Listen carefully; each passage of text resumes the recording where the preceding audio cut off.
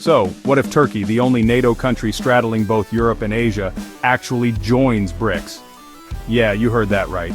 Turkey, a founding member of NATO and an EU hopeful for decades, is now eyeing a seat at the BRICS table, rubbing shoulders with Russia, China, and India. That's a seismic shift in the world order, and frankly it's got everyone from Washington to Moscow raising their eyebrows. Let's break down why this move matters. For starters, Turkey's been getting pretty tired of waiting at the EU's door. Decades of negotiations, and the welcome mat still hasn't been rolled out.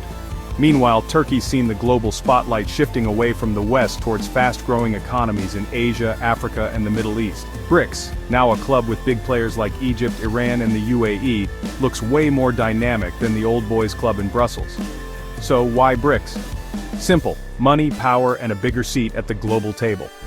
BRICS offers alternative development funds, trading opportunities, and most importantly, a way for Turkey to flex its muscles beyond the influence of Washington and Brussels. President Erdogan wants Turkey to be a superpower by 2053. Joining BRICS is his ticket to that dream. But here's where things get complicated.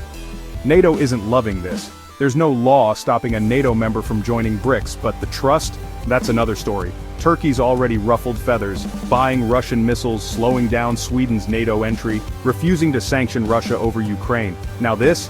It's like Ankara is playing chess while everyone else is playing checkers.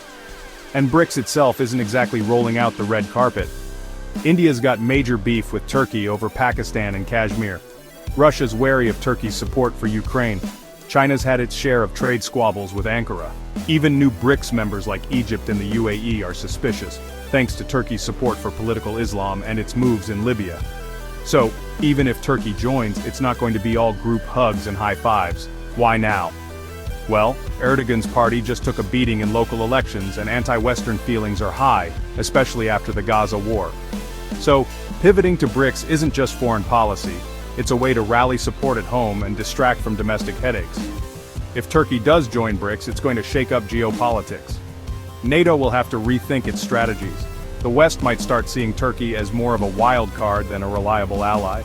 And BRICS? They'd get a bridge to Europe, but also a partner who loves to keep everyone guessing.